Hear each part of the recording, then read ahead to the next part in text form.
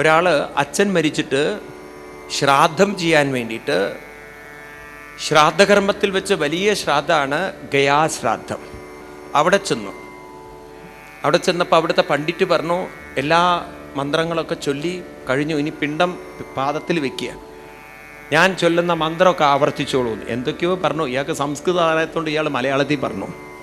പണ്ഡിറ്റിനും മനസ്സിലായില്ല, പണ്ഡിറ്റ് പറഞ്ഞു അയാൾക്കും മനസ്സിലായില്ല. അവസാനം പറഞ്ഞത് മനസ്സിലായി, ലോകാ സമസ്ത സുഖിനോ ഭവന്തു.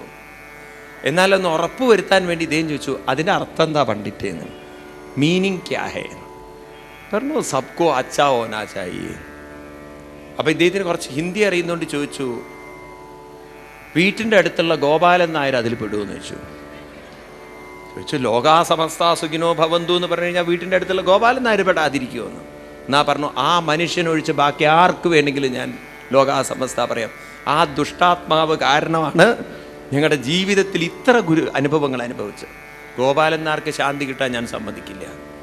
അപ്പം പണ്ഡിറ്റ് പറഞ്ഞു, കൈസേ ചോടേക ഗോപാലൻ നായർക്കോ, അതെനിക്ക് പറ്റില്ല എന്ന്. അപ്പം അദ്ദേഹം പറഞ്ഞു, ഞാൻ മന്ത്രം പറഞ്ഞോളാം, നിങ്ങൾ പറഞ്ഞോളൂ. അദ്ദേഹം പറഞ്ഞു ലോകാ സമസ്ത. അപ്പം അദ്ദേഹം പറഞ്ഞു, ഗോപാലൻ നായർ ഒഴിച്ച് ലോകാ സമസ്ത സുഖിനോ ഭവന്തു.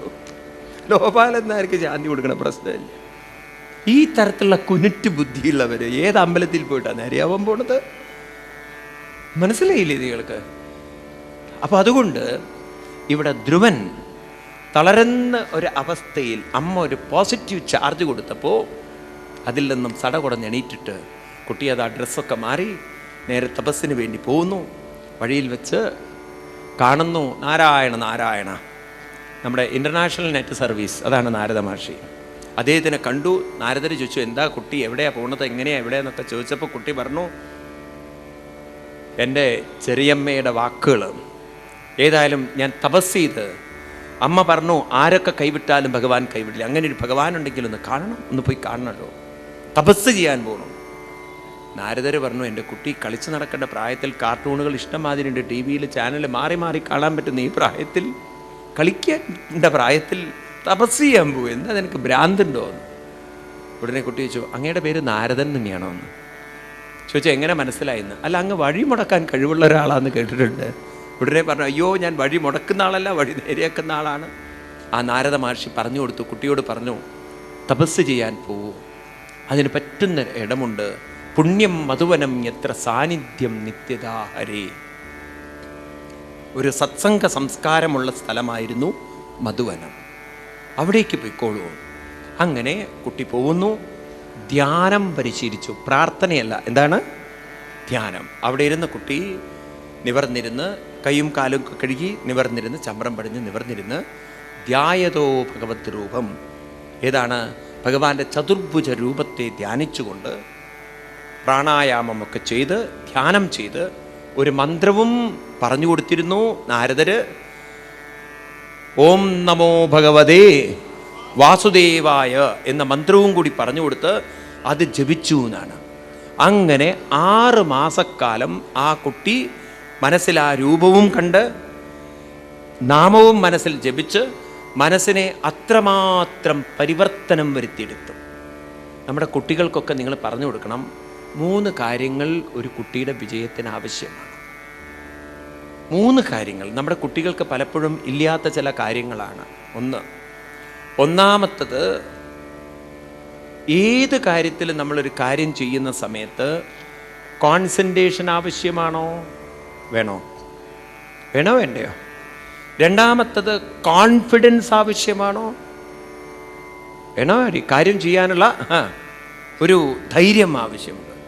മൂന്നാമത്തത്, ഏത് തരത്തിലുള്ള പ്രശ്നം വന്നാലും അതിനെ ഓവർകം ചെയ്യാനുള്ള ഒരു സ്ട്രെങ്ത് ആവശ്യമാണോ, ഒരു മെൻ്റൽ കറേജ് ആവശ്യമാണോ, വേണ്ടയോ? ഈ 3ഉം നമ്മുടെ കുട്ടികൾക്ക് പലപ്പോഴും ഇല്ലാതെ പോകുമ്പോഴാണ് പലപ്പോഴും അവർ വിചാരിക്കുന്ന പോലെ പെർഫോമൻസ് അവർക്ക് കൊണ്ടുവരാൻ പറ്റാത്തത്. നിങ്ങൾ കുട്ടികൾക്കത് പറഞ്ഞു കൊടുക്കണേ.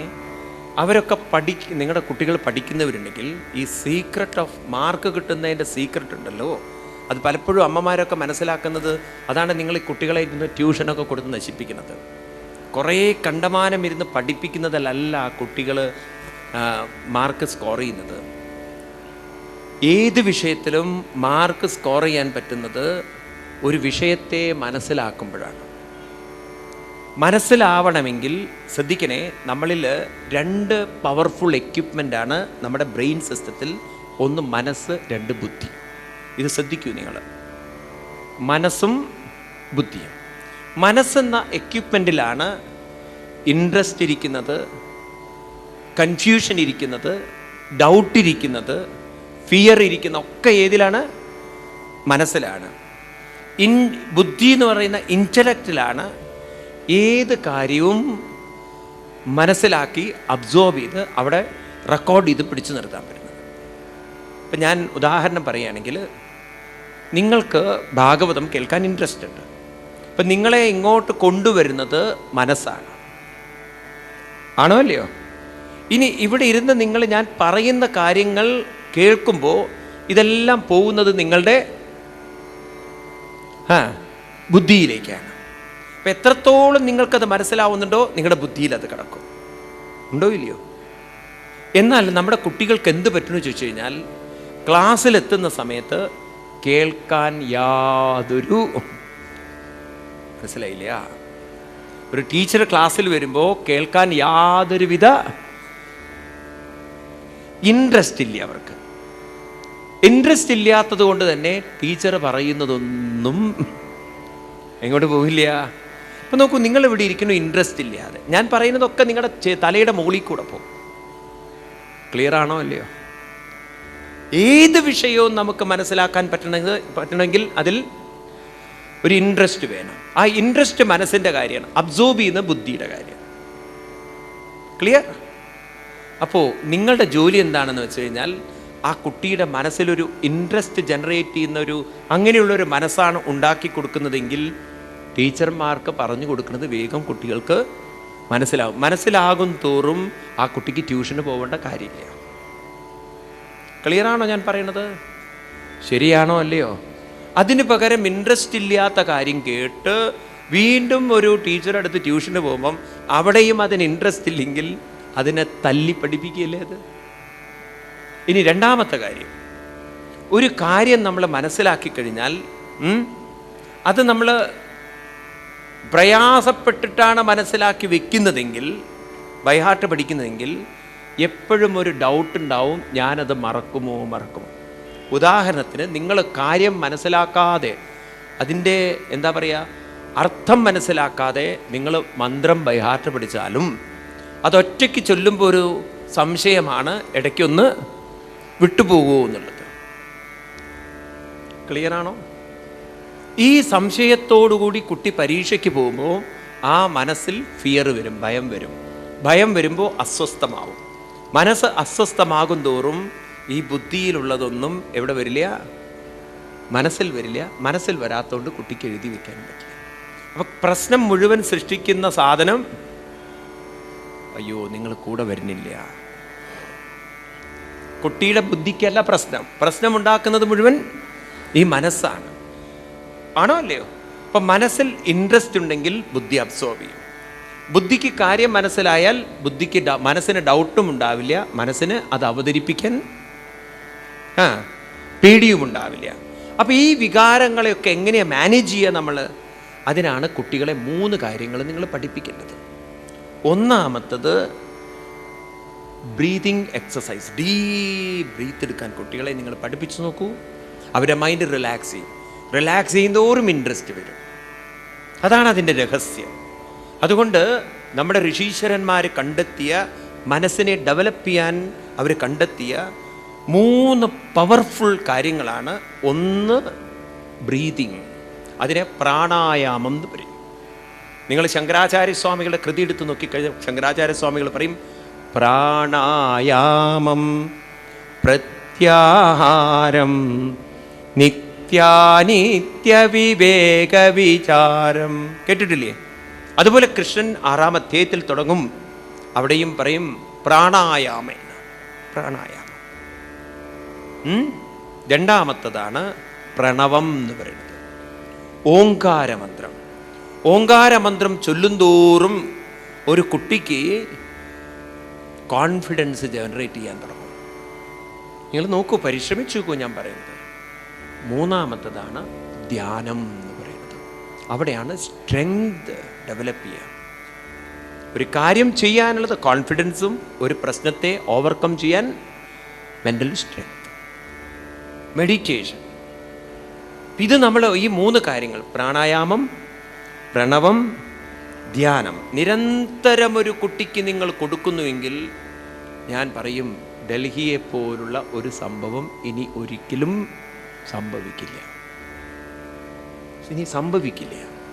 അതിന് പകരം നിങ്ങൾ ആണുങ്ങളെ മുഴുവൻ തൂക്കിക്കൊന്നത് കൊണ്ടോ അവരെ ഷണ്ടന്മാരാക്കിയത് കൊണ്ടോ ഈ പ്രശ്നങ്ങളൊന്നും 100% ഒരാൾക്കും പരിഹരിക്കാൻ സാധ്യമല്ല. വെറുതെ നമുക്ക് പേപ്പറിൽ എഴുതി വയ്ക്കാം. എന്താ ഇന്ത്യയിൽ നിയമങ്ങൾക്ക് വല്ല കുറവുണ്ടോ? എന്നിട്ട് എന്തേ രാജ്യം ഈ അവസ്ഥയിലെത്തി? ഇത്ര കാലം ഭരിച്ചതല്ലേ, എവിടെ എത്തി കറപ്ഷനിൽ നമ്മൾ? എന്താ കോടികളല്ലേ. ഒരു നിയമവും നിങ്ങൾ ബാങ്കിൽ നിന്ന് 10 രൂപ ലോൺ എടുത്തിട്ട് തിരിച്ചടച്ചില്ലെങ്കിൽ പേപ്പറിൻ്റെ പിന്നിൽ പേപ്പർ വരും. എത്രയാ കോടികളാ ലൂട്ട് ചെയ്തത്. ഒരു പേപ്പറും ഇല്ല, ഒന്നുമില്ല. അവർ സുഖമായി അടിച്ച് ജീവിക്കണം. നോക്കൂ നമ്മുടെ രാജ്യം. ആണോ അല്ലയോ? ഇതൊക്കെ നമുക്ക് പറയാൻ പറ്റും. നിയമങ്ങളൊക്കെ നോക്കൂ, പത്രത്തിൽ വരുന്നത് നിങ്ങൾ വിചാരിക്കുന്നത് അതാണ് നിയമം. അതൊക്കെ ഇന്ന് വലിയ ഇഷ്യൂ ആണ്. നാളെ ഇതൊക്കെ മറക്കും. ആ പെണ്ണിനെയും മറക്കും, ഈ നിയമങ്ങളൊക്കെ മറക്കും. നമ്മുടെയൊക്കെ സ്വഭാവം എങ്ങനെയാന്ന് വെച്ച് കഴിഞ്ഞാൽ, കല്യാണത്തിന് പോയി, നിങ്ങൾ ബസ് കാത്തു നിൽക്കുന്നു, ഒരു ബസ്സും നിർത്തുന്നില്ല. നിങ്ങൾ ശപിക്കുന്നു, കുരുത്തം കെട്ട ബസ്സുകാരൻ, അങ്ങനെയുള്ള ബസ്സുകാരൻ നിർത്തണില്ല. അവസാനം നിങ്ങൾ എൻ്റെ അമ്മേ ഒരു വഴിപാട് ഞാൻ ചെയ്യാൻ ബസ് നിർത്തണേന്ന് അങ്ങനെ അത് പറയലും. ഓ എന്താ അമ്മയുടെ ശക്തി. അതും തൊട്ട മുന്നിൽ ആരാണ്?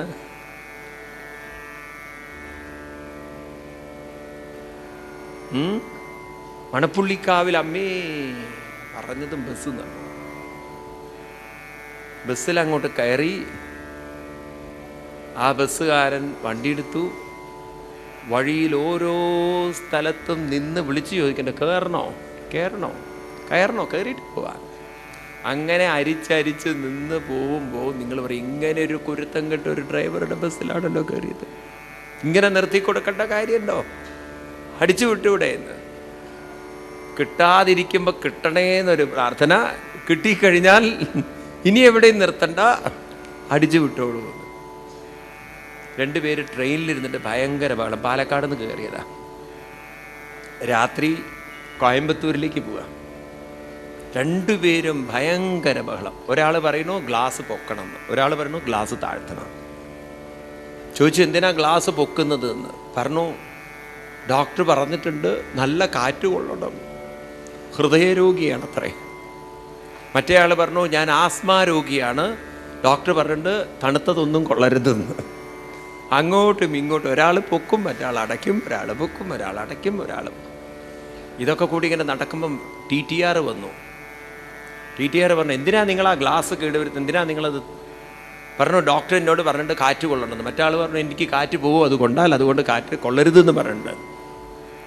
ഉടനെ TTR എന്ത് വെച്ചാൽ ഗ്ലാസ് അങ്ങോട്ട് താഴ്ത്തി കുറ്റിയിട്ടിട്ട് ആ ഗ്ലാസിൻ്റെ ഉള്ളിലൂടെ കൈയിട്ടപ്പം അവിടെ ഗ്ലാസ് ഉണ്ടായിരുന്നില്ല, വെറും ഫ്രെയിം മാത്രമേ ഉള്ളൂ. ഇത് വെച്ചിട്ടാണ് കളിക്കുന്നത് രണ്ടും. നമ്മുടെ ഇന്ത്യൻ സിസ്റ്റം അല്ലേ. ആവശ്യമില്ലാത്ത വാശിയും പിടിവാശിയും. എന്നിട്ട് എവിടെ നേരെയാവണം മനുഷ്യൻ? ലോകം അങ്ങനെ നിയമങ്ങളെ കൊണ്ടൊന്നും നേരെയാക്കാൻ പറ്റില്ല സാർ. പ്രാണായാമം,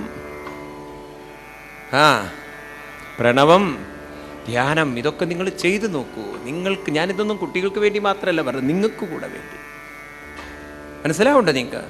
അതാ ഞാൻ പറഞ്ഞത്, നിങ്ങൾ ആ ഒരു ഗീതയുടെ CD ഉണ്ടല്ലോ, അതൊന്ന് മേടിക്കുക. ഒരു 10 മിനിറ്റ് ഒന്ന് കണ്ണടച്ചിരിക്കുക. നിങ്ങൾക്ക് കിട്ടും പോസിറ്റീവ് എനർജി. അങ്ങനെ ഒരു പരിശീലനം നമ്മൾ ചെയ്യുക.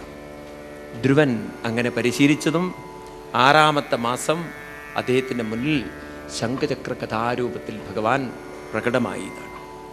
അതായത് ഇതിനൊക്കെ എങ്ങനെയൊക്കെ വ്യാഖ്യാനം നമ്മൾ കൊടുക്കേണ്ടത് ചോദിച്ചു കഴിഞ്ഞാൽ, നിങ്ങളുടെ മുന്നിൽ ശംഖചക്ര കഥാരൂപത്തിൽ ഭഗവാൻ പ്രകടമായാലും നിങ്ങൾ പറയും ഇതേതോ കേസ് കെട്ടാണെന്ന്. കാരണം നമുക്കറിയാം ഇതൊക്കെ വേഷം കെട്ട് നല്ലോണം നടക്കുന്നുണ്ട്. മനസ്സിലായില്ലേ? ഭഗവാൻ ഇന്ന് പ്രത്യക്ഷപ്പെട്ടാൽ പോലും നിങ്ങൾ ഫ്രോഡ് എന്ന് വിളിക്കും. ഒരിക്കൽ സപ്താഹവേദിയിൽ എല്ലാവരും ഉച്ചത്തിലിരുന്ന് നാരായണ നാരായണ എന്ന് അലറുമ്പോൾ ഭഗവാന് തോന്നി ഒന്ന് പ്രത്യക്ഷപ്പെട്ടാൽ എന്താണ്. ഭഗവാൻ ഉടനെ പ്രത്യക്ഷപ്പെട്ടു. പീതാംബരധാരിയെ ഓടക്കുഴലൊക്കെ അരയിൽ തിരികി ഭഗവാൻ അതാ മയിൽപ്പീലിയൊക്കെ വെച്ച് പുഞ്ചിരിച്ചുകൊണ്ട് അങ്ങനെ ഇറങ്ങി വരുന്നു. അപ്പം തന്നെ ചിലർ നോക്കി, ഇതേത് കുട്ടിയുടെ വേഷാവോ, ഏതമ്മയാവോ വേഷം കെട്ടിച്ചത്, എവിടുന്നാവോ വേഷം കെട്ടിച്ചത്, അടുത്ത അഷ്ടമി രോഗിക്ക് എൻ്റെ കുട്ടി ഇങ്ങനെ വേഷം കെട്ടിക്കാൻ. ചിലരിങ്ങനെ നോക്കി, എവിടുന്നാ കുട്ടി വേഷം കെട്ടിയത് എന്നൊക്കെ. അപ്പോൾ ഭഗവാൻ ഉറക്കെ പറയുന്നുണ്ട്, മേം ഒറിജിനൽ ഹും മധുരാസെ ആകെയാ. കാരണം ഹിന്ദിക്കാരനാണല്ലോ കൃഷ്ണൻ, അദ്ദേഹത്തിന് പാലക്കാട് മലയാളം അറിയില്ലല്ലോ. May original. അപ്പോൾ ഒരു അമ്മ ഹിന്ദി ടീച്ചർ ഇവിടെ ഉണ്ടാവാണ്ടിരിക്കട്ടെ, അവരുണ്ടായിരുന്നു അതിൽ. ഒറിജിനൽ ഹേ തോ തോടാ ചമൽക്കാര ദിഖാവോ എന്ന്. ഈ അദ്ദേഹത്തിൻ്റെ കളിക്കെട്ട് വേഷം കെട്ടുണ്ടല്ലോ പല പരിപാടികൾ, അത് കാണിക്കുമെന്ന്. ഉടനെ ഭഗവാൻ ചോദിച്ചു, എന്ത് വേഷം കെട്ട അതിൻ്റെ ഉള്ളിൽ ചമൽക്കാര കാണിച്ചു കൊടുക്കാൻ പറ്റുക? ഇതിൻ്റെ ഉള്ളിലൊക്കെ കാർപ്പറ്റിട്ടിരിക്കുന്നു. ഉടനെ ഭഗവാൻ ആ അമ്മയോട് പറഞ്ഞു, ചോട്ടാ പത്തറിലേക്കാവോ, കല്ല് കൊണ്ടുവരാൻ, ചെറിയ കല്ലെടുത്ത് കൊണ്ടുവരാൻ. ആ അമ്മ പുറത്ത് പോയി കുറച്ച് 2-3 കല്ലെടുത്തു കൊണ്ടു. ഭഗവാൻ സ്റ്റേജിൽ കയറി കണ്ണടച്ച് കൈ രണ്ടും അമർത്തി മടക്കി അമർത്തി. അത് കഴിഞ്ഞ് ഒരു നിമിഷം കണ്ണ് തുറന്നതും കല്ല് രണ്ടും നല്ല രത്നക്കല്ലുകൾ, വില പിടിച്ച രത്നക്കല്ലുകൾ. ഭഗവാൻ കൈ വീണ്ടും അടച്ചു, കണ്ണടച്ചു. വീണ്ടും കണ്ണ് തുറന്ന് നോക്കുമ്പോൾ ഒരൊറ്റ എണ്ണം ഇല്ല ഓഡിറ്റോറിയത്തിൽ. നോക്കുമ്പോൾ എല്ലാം കല്ല് പെറുക്കാൻ പോയതാ. ചിലർ മുണ്ടിൽ പെറുക്കുന്നുണ്ട്, ചിലർ പാൻറ്റിൻ്റെ പോക്കറ്റിൽ പെറുക്കുന്നുണ്ട്, ചിലർ സാരി മടക്കി. എല്ലാവർക്കും വേണ്ടത് കല്ല് മാറ്റണം. ഈ ഭക്തിയാണ് നമ്മുടെ ഉള്ളിലുള്ള ഭക്തി. ഇവിടെ ഭഗവാൻ ചതുർഭുജ രൂപത്തിൽ പ്രകടമായി എന്ന് പറഞ്ഞാൽ അർത്ഥം നിങ്ങൾ ഗ്രഹിക്കേണ്ടത്, ഭഗവാൻ ശംഖചക്രകഥാരൂപത്തിൽ പ്രകടമാവണം എന്നല്ല പറയുന്നത്. നാം ഒരു പോസിറ്റീവ് മൈൻഡിൽ പോയി കഴിഞ്ഞാൽ നിങ്ങൾക്ക് കുറേ പോസിറ്റീവായിട്ടുള്ള വഴി കാണിക്കുന്ന നല്ല നല്ല അനുഭവങ്ങൾ പലരും നിങ്ങളുടെ മുന്നിൽ വരും. അതായത് as the mind so the experience ആണ്. നമ്മുടെ മനസ്സ് അട്രാക്റ്റ് ചെയ്യുന്നുണ്ട്. മനസ്സിനും ഭൂമിക്കുള്ള ആകർഷണ ശക്തിയേക്കാൾ ആകർഷണം ഏതിനുണ്ട്? നോക്കൂ, നിങ്ങൾ മരിച്ചു കഴിഞ്ഞ ശരീരത്തിലേക്ക് ഓക്സിജൻ കൊടുത്താൽ പോലും ഇനി അതവിടെ ആകർഷിച്ച് നിൽക്കും ഉണ്ടോ? മരിച്ചുപോയൊരു ശരീരത്തിലേക്ക് ഇൻക്യുബുലേറ്ററിൽ കൊണ്ടുപോയിട്ട് ചൂടേൽപ്പിച്ചാലും അതിൽ ചൂട് നിൽക്കുമോ? ഇപ്പോൾ നമ്മുടെ ശരീരത്തിൽ ചൂട് ആകർഷിതമായി നിൽക്കുന്നുണ്ട്, വിട്ടുപോകുന്നില്ല. ഓക്സിജൻ ഇതിലേക്ക് വരുന്നുണ്ട്, ആകർഷിക്കപ്പെടുന്നുണ്ട്, വിട്ടുപോകുന്നില്ല. അപ്പോൾ ഇതിനെയൊക്കെ ആകർഷിക്കാൻ നമ്മുടെ ശരീരത്തിൽ ഒരു ആകർഷണ ശക്തി ഇല്ല എന്ന് പറയാൻ പറ്റുമോ? പുറമേയുള്ള വായു ഉള്ളിലേക്ക് എത്തിക്കുന്നതിന്, ചൂട് നിലനിൽക്കുന്നതിന് നമ്മുടെ ശരീരത്തിൽ ഒരു ആകർഷണ ശക്തി ഇല്ല എന്ന് പറയാൻ പറ്റുമോ? മനസ്സിലായില്ല? ഭൂമിക്ക് ആകർഷണമുള്ളതുപോലെ ഉള്ളിൽ ആകർഷണമുണ്ടോ ഇല്ലയോ? ഉണ്ടോ ഇല്ലയോ? അപ്പം അങ്ങനെ ഒരു ആകർഷണമുണ്ടെങ്കിൽ മനസ്സിനും എന്തുണ്ടാവണം? ആകർഷണമുണ്ടാവും. മനസ്സിലെ ചിന്തകൾ നെഗറ്റീവാകുമ്പോൾ അത് നെഗറ്റീവ് കാര്യത്തിലേക്ക് ആകർഷിക്കും. അതുകൊണ്ടാണ് പലരും വിക്റ്റിമായി പോകുന്നത്. ചില ആളുകൾ ചെയ്യുന്ന ക്രൂരകൃത്യങ്ങളിൽ ചിലവരും അറിയാതെ അതിലേക്ക് ഇടപെട്ടു പോകുന്നത്. ഒരു ദുർബല നിമിഷത്തിൽ ഞാനത് ചെയ്തു എന്നൊക്കെ പലരും പറയുന്നത് അതുകൊണ്ടാണ്. അവരത് അറിഞ്ഞുകൊണ്ട് ചെയ്യുന്നാവില്ല. ഇപ്പം നിങ്ങൾ തന്നെ നോക്കൂ, നിങ്ങൾ ഒരു സുഹൃത്തിൻ്റെ കൂടെ നിങ്ങൾ ഷോപ്പിങ്ങിന് പോയാൽ, ഒരുപക്ഷെ നിങ്ങൾ വെറുതെ പോയവരാണെങ്കിൽ പോലും ആ സുഹൃത്തിൻ്റെ പ്രേരണ കൊണ്ട് നിങ്ങൾ അറിയാതെ വല്ലതും വാങ്ങിച്ചിട്ടുണ്ടാവും. ഉണ്ടോ? ആ പ്രേരണ അത്ര ശക്തിയായിരിക്കാം. ഇതുപോലെ നമ്മുടെ മനസ്സ് പോസിറ്റീവാണെങ്കിൽ നമ്മുടെ മുന്നിലും ചില പോസിറ്റീവായിട്ടുള്ള എന്താ പറയുക അട്രാക്ഷൻ. അതാണ് നമ്മൾ നോക്കൂ, നിങ്ങൾ പലപ്പോഴും നിങ്ങൾ കുട്ടികൾക്കൊക്കെ ഇത് പകർന്നു കൊടുക്കണം. ഏത് പ്രശ്നങ്ങൾ വരുമ്പോഴും ഞാൻ ഒരു കാര്യത്തിൽ ഡൽഹിയിലെ ആ സംഭവത്തിലുണ്ടല്ലോ, എനിക്ക് യോജിക്കാൻ പറ്റാത്തൊരു കാര്യം, ഞാനതിനെ വിമർശിക്കല്ലേ, നിങ്ങളതിന് പോസിറ്റീവായിട്ട് എടുക്കാവോ, കാരണം എന്ത് പറഞ്ഞാലും വിമർശനമായി മാറ്റും. അതായത് 5-6 പേര് ആക്രമിക്കുന്നു എന്നൊരു ഭാഗത്ത് നമ്മൾ പറയുമ്പോഴും തീർച്ചയായിട്ടും ഒരു പോസിറ്റീവ് മൈൻഡ് ഉണ്ടെങ്കിൽ ഏത് ദുരന്തം വരുമ്പോഴും ആ ദുരന്തത്തിൽ നിന്ന് പുറത്ത് കടക്കാനുള്ളൊരു വഴികളും എവിടെയെങ്കിലും ഉണ്ടായി വയ്ക്കണം. പക്ഷേ ആ ഒരു പോസിറ്റീവ് മൈൻഡ് വരാതെ വരുമ്പോൾ ആ വഴികളൊന്നും നമുക്ക് കാണില്ല, അടഞ്ഞു കിടന്നു കളയും. ഏത് ദുരന്തത്തിൽ നിന്നും പുറത്ത് കടക്കാനുള്ള ഒരു പോസിറ്റീവ് വഴി ഉണ്ടായിരിക്കും. മനസ്സിലാവുണ്ടോ നിങ്ങൾക്ക്? പാഞ്ചാലി പ്രത്യക്ഷ ഉദാഹരണമാണ്. വസ്ത്രം വലിച്ചെടുക്കുന്ന സമയത്ത് ദ്വാരകാധീശ കൃഷ്ണ എന്ന് പറഞ്ഞ പാഞ്ചാലിക്ക് മനസ്സിലായി ഇതല്ല, പ്രാർത്ഥനയല്ല വേണ്ടത്. ഒരു നിമിഷം ആ പ്രാർത്ഥന വിട്ട് ഒരു ധ്യാന മനസ്സിലൂടെ ഒരു മാനസികമായി തളരാതെ പിടിച്ചു നിന്നപ്പോൾ തന്നെ തളർത്താൻ വന്ന ദുശാസനൻ മാനസികമായും ശാരീരികമായും, അപ്പോൾ അതൊക്കെ ഒരു പോസിറ്റീവ് മൈൻഡ് കൊണ്ട് വേറൊരാളെ തളർത്താം. അല്ലെങ്കിൽ എന്തെങ്കിലും ഒരു വഴി. ഞാനിത് പറയുന്നതുണ്ടല്ലോ ഒരു അനുഭവത്തിൻ്റെ വെളിച്ചത്തിലാണ് പറയുന്നത്. ഞാൻ അറിയുന്നൊരു കുടുംബം, ആ ഫാമിലിയിലെ പെൺകുട്ടി, ആ അച്ഛനും അമ്മയൊക്കെ ഈ ഒരു സംസ്കാരത്തിൽ ആ കുട്ടിയെ വളർത്തിയതിൻ്റെ അഭിനന്ദനം ഞാൻ അവരെന്നോട് പറയുമായിരുന്നു. എന്നോട് പറഞ്ഞു, സ്വാമിജി പറയണം കുട്ടികളോട് ഈ ധ്യാനമൊക്കെ നേരത്തെ ചെയ്യാൻ. ആ മകള് ബാംഗ്ലൂരിൽ ഐ ടിയിൽ ജോലി ചെയ്യാണ് അവൾ. അപ്പോൾ ഒരു ദിവസം അവർ 3 പേര് കൂടെ പെൺകുട്ടികളെ PG ആയിട്ട് താമസിക്കുന്നു. അവർ ഫ്രണ്ട്സ് എല്ലാം കൂടെ. അതിലൊരു കുട്ടിക്ക് രാത്രി ബ്ലീഡിങ് വന്നു, ഭയങ്കര ബ്ലീഡിങ്. ഇവർ 2 പേരും അതിനെ എടുത്ത് ഹോസ്പിറ്റലിൽ കൊണ്ട് അഡ്മിറ്റ് ചെയ്തു. ഒരാൾ ഹോസ്പിറ്റലിൽ നിൽക്കാൻ പറ്റുള്ളൂ, അപ്പം മറ്റേ ആൾ തിരിച്ചു വരണം. അവൾ ഒരു ഓട്ടോ പിടിച്ച് തിരിച്ചു വരുമ്പോൾ രാത്രി 12 മണിക്ക് ഓട്ടോക്കാരൻ ഒരു നിമിഷം റൂട്ട് തെറ്റിക്കാൻ നോക്കിയപ്പോൾ അവൾക്ക് മനസ്സിലായി സംഗതി അപകടത്തിലേക്കാണ് പോകുന്നത്.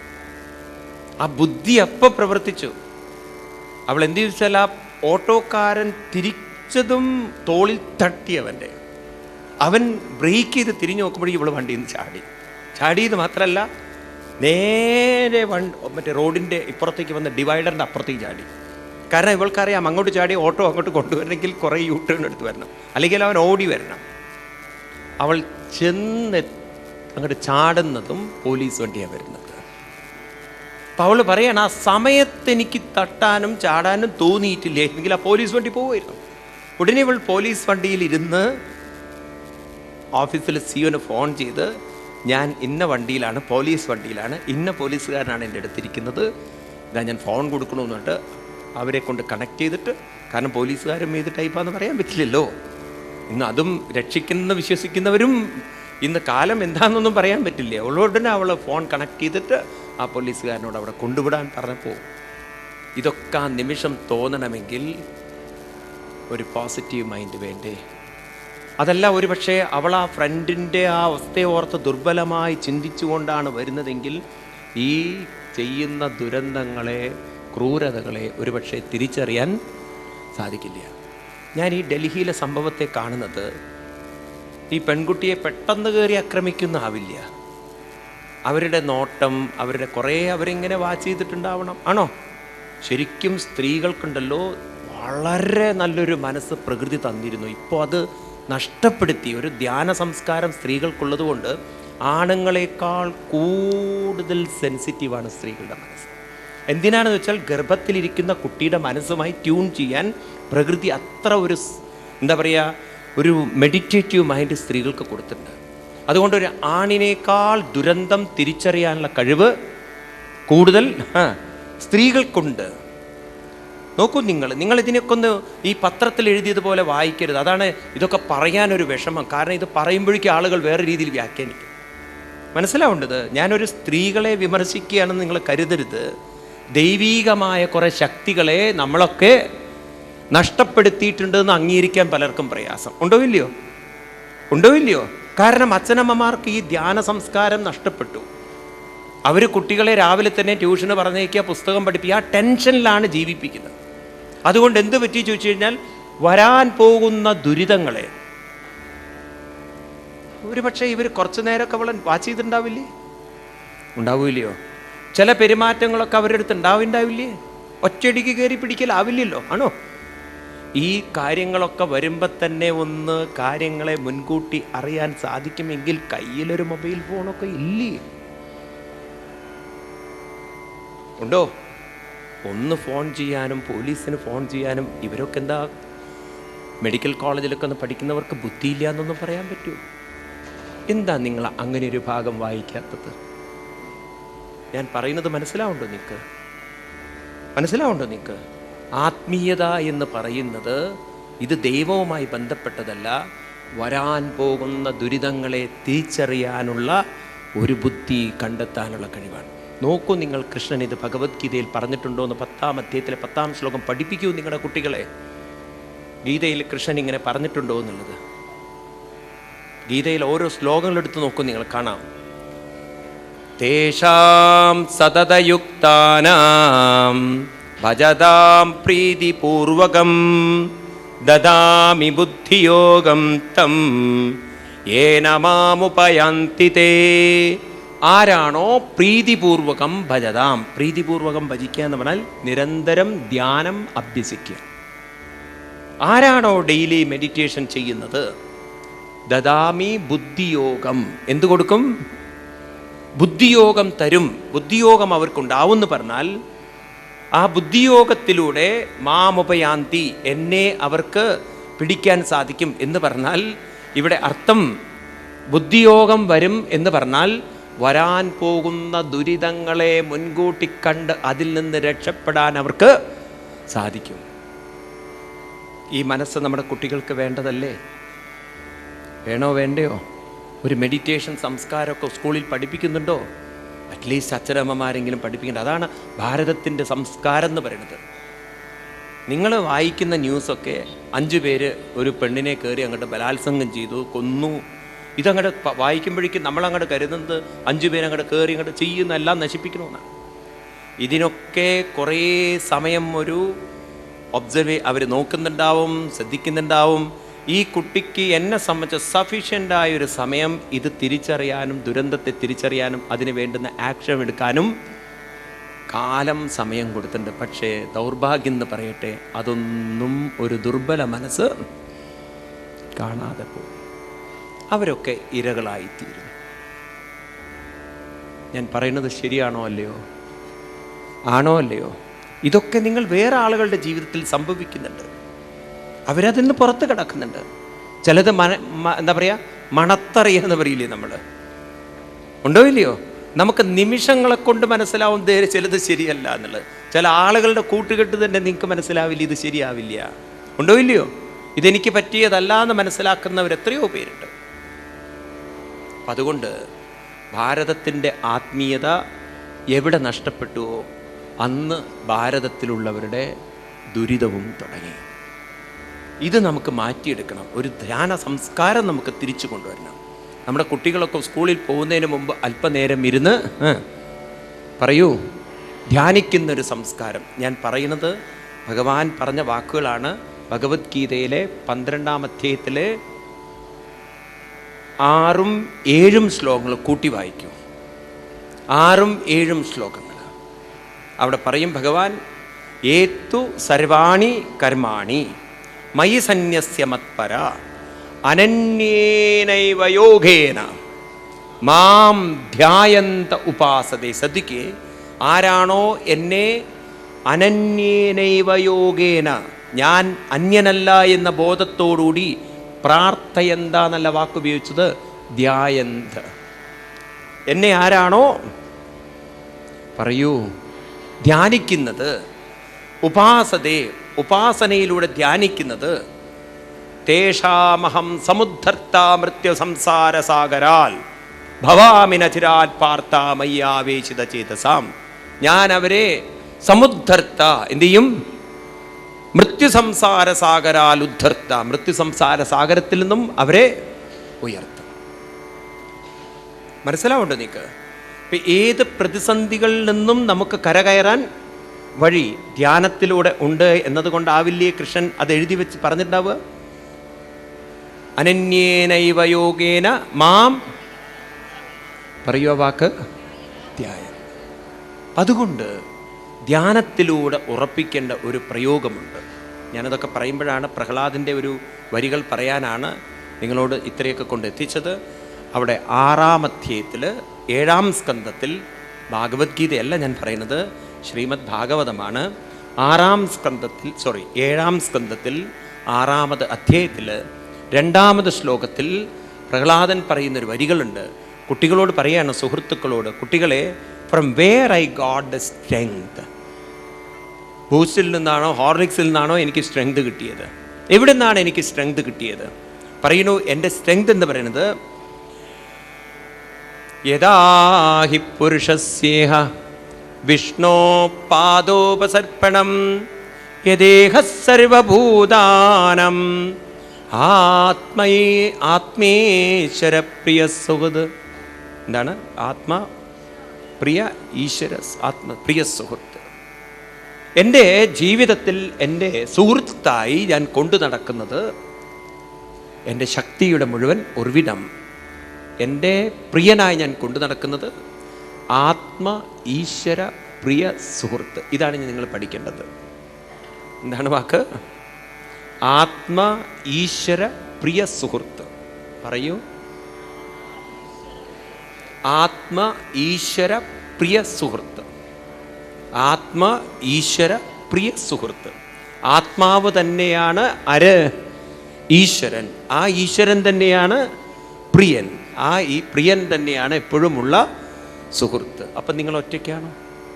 ഇതിങ്ങനെ മനസ്സിൽ ഉറപ്പിക്കണം. ഈശ്വര പ്രിയ സുഹൃത്ത്. നിങ്ങൾ ഒരിക്കലും ചിന്തിക്കരുത് നിങ്ങൾ ഒറ്റയ്ക്കാണ്. നിങ്ങളെ ഒറ്റപ്പെടുത്താൻ നിങ്ങൾക്കല്ലാതെ വേറൊരാൾക്കും സാധ്യമല്ല. നിങ്ങൾ ഒറ്റപ്പെടുന്നുണ്ടോ? നിങ്ങൾക്കിത് പിടികിട്ടിയിട്ടില്ല. നിങ്ങളുടെ മനസ്സ് ഒറ്റപ്പെടുന്നുണ്ടോ? നിങ്ങൾ ആ മനസ്സിൻ്റെ പിന്നിലുള്ള ഈശ്വരൻ്റെ മഹത്വം മനസ്സിലാക്കിയില്ല. നിങ്ങൾ വേണമെങ്കിൽ ദിവസം ചൊല്ലുന്നുണ്ടായിരിക്കാം, അർക്കന്നലാതി വെളിവൊക്കെ ഗ്രഹിക്കുമൊരു കണ്ണിനു കണ്ണുമനമാകുന്ന കണ്ണതിനു കണ്ണായിരുന്ന പൊരുൾ താനെന്നുറയ്ക്കുമളവ് ആനന്ദമെന്തു ഹരി നാരായണായ നമ. അതൊക്കെ നിങ്ങൾ ചൊല്ലുന്നുണ്ടായിരിക്കാം. പക്ഷേ നിങ്ങൾ അറിയുന്നില്ല, കണ്ണിനു കണ്ണുമനമാകുന്ന കണ്ണതിനു കണ്ണായിരുന്ന പൊരുൾ.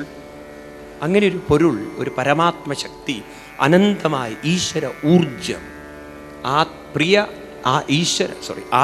ഈശ്വര പ്രിയ സുഖത്തായിരിക്കുന്ന ശക്തി കൂടെയുണ്ട്. അങ്ങനെ ധ്യാനത്തിലൂടെ ആ ശക്തിയിലേക്ക് ഉയർന്നപ്പോൾ ധ്രുവൻ്റെ മുന്നിൽ പ്രകടമായി. ഉടനെ ധ്രുവൻ ആ രൂപത്തെ സ്തുതിക്കുന്ന സ്തുതിയുണ്ട് 4-ാം സ്കന്ധത്തിൽ 9-ാം അധ്യായത്തിൽ. വളരെ മനോഹരമായൊരു സ്തുതിയാണ് ധ്രുവൻ്റെ സ്തുതി. അവിടെ 6-ാമത്തെ ശ്ലോകം പഠിച്ചു വെക്കുന്നത് നല്ലതാണ്. രാവിലെ എണീറ്റാൽ ആ ഒരു ശ്ലോകം എല്ലാവരും ഒന്ന് ചൊല്ലുന്നത് വളരെ ഉത്തമമായിരിക്കും. രാവിലെ തന്നെ എണീറ്റ് നേരെ ബാത്റൂമിലേക്ക് ഓടരുത്. ഒരു നിമിഷം ആ കട്ടിലോ കിടക്കയിലോ എവിടെ വെച്ചാൽ ഇരുന്ന്, സോഫയിലാണെങ്കിലോ കുഴപ്പമില്ല, എവിടെയായാലും കുഴപ്പമില്ല, ഒന്ന് എണീറ്റ് നിവർന്നിരുന്ന് കണ്ണുകൾ അടച്ച് ഈ ഒരു ശ്ലോകം പറയുന്നത് നല്ലതാണ്. ഭാഗവതത്തിലെ 4-ാം സ്കന്ധത്തിൽ 9-ാമത്തെ അധ്യായത്തിൽ 6-ാമത്തെ ശ്ലോകം കുട്ടികളെയൊക്കെ ഒന്ന് പഠിപ്പിച്ചാൽ നല്ലതാണ്. അതിഗംഭീരമായൊരു വരികളാണ് ധ്രുവൻ പറയുന്നത്.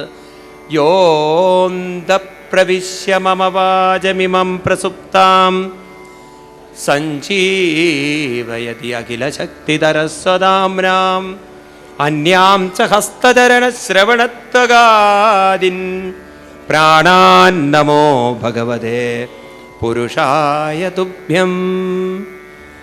എൻ്റെ ജീവിതത്തെ ധന്യമാക്കാൻ നോക്കൂ, ആ കുട്ടി പറയുന്നത് അന്തപ്രവിശ്യ വാചം പ്രസുപ്താം സഞ്ജീവയതി. ഉറങ്ങിക്കിടക്കുന്നൊരു മനസ്സിനെ ഏതൊരു പരമാത്മശക്തിയാണോ ഉണർത്തുന്നത്, ഏതൊരു പരമാത്മശക്തിയിലാണോ ബാക്കി എല്ലാ ശക്തികളും കണക്ട് ചെയ്തിരിക്കുന്നത്, ബന്ധിച്ചിരിക്കുന്നത്, എൻ്റെ പ്രാണൻ്റെയും പ്രാണനായിരിക്കുന്ന ആ പരമാത്മശക്തിയെ ഞാൻ വന്ദിക്കുന്നു, നമസ്കരിക്കുന്നു. അപ്പം നമ്മളിലൊക്കെ ഉള്ള ഈശ്വര ശക്തിയാണ് ഇവിടെ പ്രാണാൻ നമോ ഭഗവതേ പുരുഷായ തുഭ്യം എന്ന രീതിയിൽ ധ്രുവൻ കണ്ട് വണങ്ങുന്നത്. അപ്പം രാവിലെ തന്നെ നിങ്ങൾ കൃതജ്ഞത കാണിക്കേണ്ടത്, നന്ദി കാണിക്കേണ്ടത്, റെസ്പെക്റ്റ് കാണിക്കേണ്ടത്, നിങ്ങളുടെ മനസ്സിൻ്റെ ഒരു അർപ്പണം കാണിക്കേണ്ടത് മനസ്സിനെ ഉണർത്തിയ പരമാത്മാവിനോടാണ്. നമ്മളൊക്കെ ഉണ്ടല്ലോ ഇത്തിരി നന്ദി കെട്ടവരാണ്. അങ്ങനെ പറയല്ലേ സ്വാമി, ഒരു നന്ദിയില്ലാത്തവരാണ്. നിങ്ങളെയൊക്കെ ഉണർത്തുന്നത് നിങ്ങൾ വിചാരിക്കേണ്ട അലാമാണെന്ന് ആണോ? അലാമിലെ ശബ്ദം നിങ്ങൾക്ക് കേൾക്കണമെങ്കിൽ മനസ്സുണരണ്ടേ? വേണോ വേണ്ടയോ? അപ്പം ആദ്യം ആരുണരണം? മനസ്സുണരണം. മനസ്സ് ഉണർന്നതിന് ശേഷമേ ബാക്കിയെല്ലാം നിങ്ങളുടെ അനുഭവങ്ങളും വരുന്നുള്ളൂ. ശരീരം പോലും ഉണരുന്നത് മനസ്സുണർന്നതിന് ശേഷമാണ്. ആണോ? ശരീരത്തെ ഉണർത്തുന്നത് മനസ്സാണോ, മനസ്സിനെ ഉണർത്തുന്നത് ശരീരമാണോ എന്നാണ് എൻ്റെ ചോദ്യം. നിങ്ങളുടെ ജീവിതത്തിൽ എന്താണ്? എൻ്റെ ജീവിതത്തിൽ മനസ്സുണർന്നതിന് ശേഷമാണ് ശരീരം ഉണർന്നത്. നിങ്ങൾക്ക് ഇതെങ്ങനെ അറിയില്ല? പാലക്കാട് ശരീരം ഉണർന്നിട്ടാ മനസ്സ്. എന്താ നിങ്ങളുടെ ശരീരം ദിവ്യ ശരീരമോ? മനസ്സുണർന്നതിന് ശേഷമാണോ ശരീരം? ശരീരം ഉണർന്നതിന് ശേഷമാണോ മനസ്സ്? പണ്ടൊരു കുട്ടി ചോദിച്ചതുപോലെ, കുട്ടി ചിറ്റൂർ കോളേജിൽ പോയിട്ട് ലോജിക്ക് പഠിച്ചു. പഠനമൊക്കെ കഴിഞ്ഞ് ഒരു കടയിൽ നെയ്യ് വാങ്ങിക്കാൻ പോയി. ഒരു പാത്രത്തിൽ നെയ്യ് വാങ്ങിച്ചപ്പോൾ കുട്ടിക്ക് സംശയം, പാത്രത്തിലാണോ നെയ്യ്, നെയ്യിലാണോ പാത്രം? അപ്പോൾ ഒരു ചെറിയ കുട്ടി അത് കണ്ടിട്ട് പറഞ്ഞു, എന്താ ഏട്ടൻ ഇങ്ങനെ ചിന്തിക്കുന്നത്? പറഞ്ഞു, പാത്രത്തിലാണോ നെയ്യ്, നെയ്യിലാണോ പാത്രം? കുട്ടി പറഞ്ഞു, ഇതറിയാൻ എന്തിനാ ഇത്ര വിഷമിക്കുന്നത്? പാത്രം കമിഴ്ത്തി നോക്കിയാൽ അറിയാം എന്നൂടെ എന്ന്. ഇതുപോലെയാണ് എൻ്റെ ചോദ്യം. ശരീരമാണോ മനസ്സിനെ ഉണർത്തുന്നത്, മനസ്സാണോ ശരീരത്തെ ഉണർത്തുന്നത്? നിങ്ങളുടെ കാര്യത്തിൽ ഏതാണ്? മനസ്സ് ഉണർന്നതിന് ശേഷമാണ്. അപ്പോൾ ശരീരത്തെ ഉണർത്താനൊരു മനസ്സുണ്ടെങ്കിൽ ആരാ മനസ്സിനെ ഉണർത്തിയത്? ആരാ ഉണർത്തിയത്? അവിടെയാണ് മനസ്സിനും അപ്പുറത്തൊരു അനന്തമായ പ്രാണാന്നമോ ഭഗവതേ പുരുഷായ തുഭ്യം. അപ്പം നന്ദി പറയണ്ടേ? വേണോ വേണ്ടയോ? ഏത് തരത്തിൽ ചിന്തിച്ചാലും രാവിലെ ഒരു നന്ദി കാണുന്നവരോട്